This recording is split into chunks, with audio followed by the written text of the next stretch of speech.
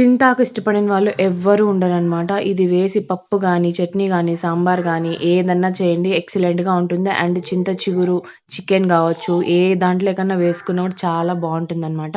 So, మా సైడయితే చిగురు start అయిపోయింది. మరి మీరు తిన్నారో లేదో అన్నది కామెంట్ చేసి చెప్పండి.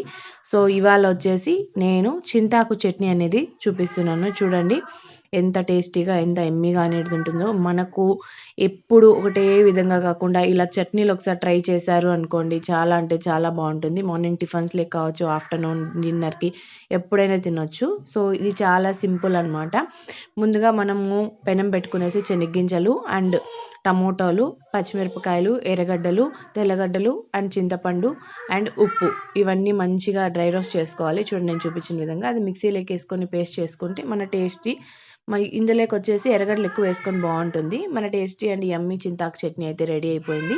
సో, నచ్చితే మాత్రం లైక్ ఇవ్వడం మర్చిపోవద్దు. బాయ్.